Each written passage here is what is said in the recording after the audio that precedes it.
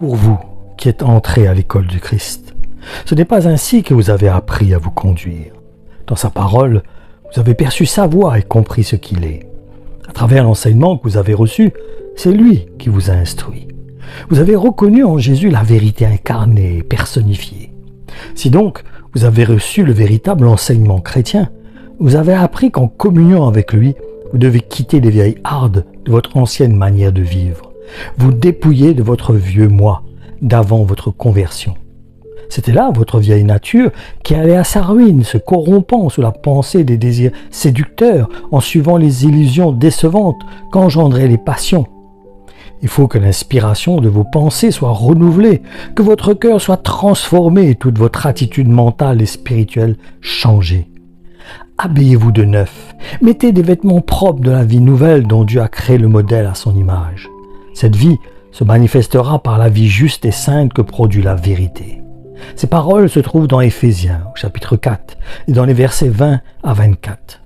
Maintenant, j'aimerais aussi que nous puissions lire ces paroles qui se trouvent dans les Actes des Apôtres, au chapitre 3, et du verset 19 à 20, qui nous dit « Maintenant donc, changez et tournez-vous vers Dieu pour qu'il efface vos péchés.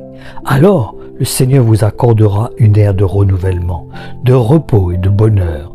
Il vous renverra celui qu'il vous destinait comme Messie, c'est-à-dire Jésus. » Oui, il va revenir, frères et sœurs. Il va très bientôt revenir.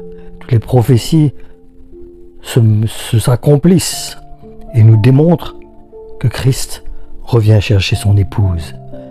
Pour cela qu'il veut nous avertir à nous préparer, à préparer notre cœur pour son retour. Et pour cela, donc, il nous demande de changer, de ne pas rester dans l'état où il nous a trouvés, mais de nous habiller de neuf et d'avoir un cœur sincère et vrai devant lui.